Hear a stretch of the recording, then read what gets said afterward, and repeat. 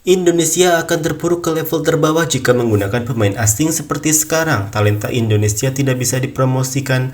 Sayangnya untuk sepak bola pasarnya sudah bernilai uang. Bukan karena tim nasional juga akan kehilangan minat menonton sepak bola.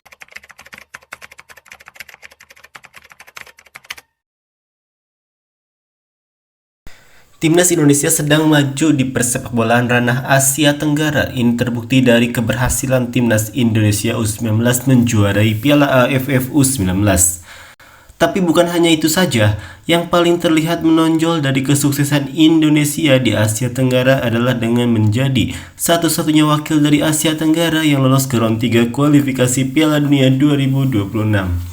Itu artinya Indonesia ada satu langkah di depan para pesaingnya seperti Thailand, Vietnam, dan Malaysia.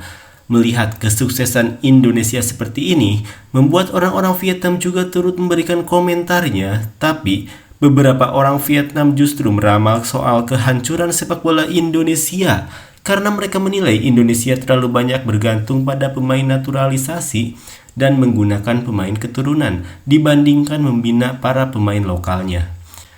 Seperti inilah komentar orang Vietnam yang meramal kehancuran sepak bola Indonesia.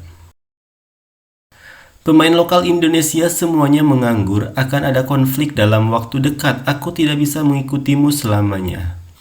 Orang-orang Vietnam berpandangan soal kurangnya perhatian terhadap talenta lokal bisa menyebabkan masalah besar di kemudian hari. Maka dari itu mereka memperingatkan agar Indonesia tetap memperhatikan pembinaan terhadap para pemain lokalnya juga.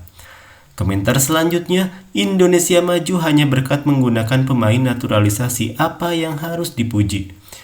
Orang-orang Vietnam merasa tidak ada yang istimewa dengan kesuksesan Indonesia, sebab Indonesia dihuni banyak pemain naturalisasi, padahal faktanya mereka adalah pemain keturunan.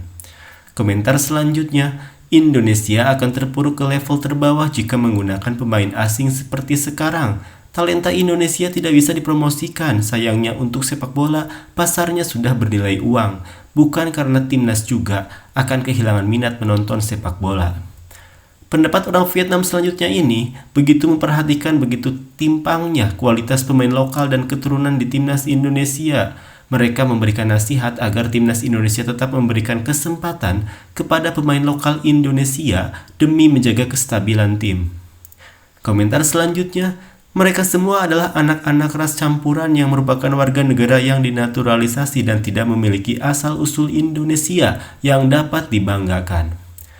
Orang-orang Vietnam masih ada yang merasa penggunaan pemain keturunan bukan suatu hal yang dapat dibanggakan, tapi pada kenyataannya ini tidak menyalahi aturan FIFA sekalipun. Justru ini memberikan kesempatan kepada mereka yang punya hak untuk membela tanah leluhurnya.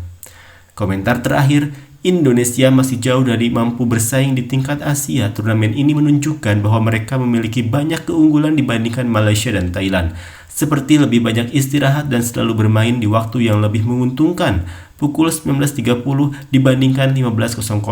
Namun hasilnya hanya kemenangan tipis melawan Thailand dan Malaysia. Soal timnas, mereka hanya menang melawan tim ASEAN. Vietnam lemah karena pergantian pelatih dan Filipina lemah. Mereka akan segera menghadapi kenyataan di putaran ketiga bahwa level Asia masih jauh lebih tinggi dibandingkan mereka. Sejak mereka mulai mengimpor pemain tahun ini, mereka belum pernah menang dan hanya sekali imbang melawan tim non-ASEAN. Dan itu cukup buruk.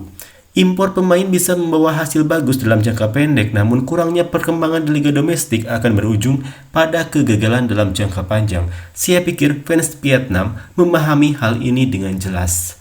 Untuk komentar terakhir ini, apakah kalian setuju atau tidak? Silahkan tulis di kolom komentar.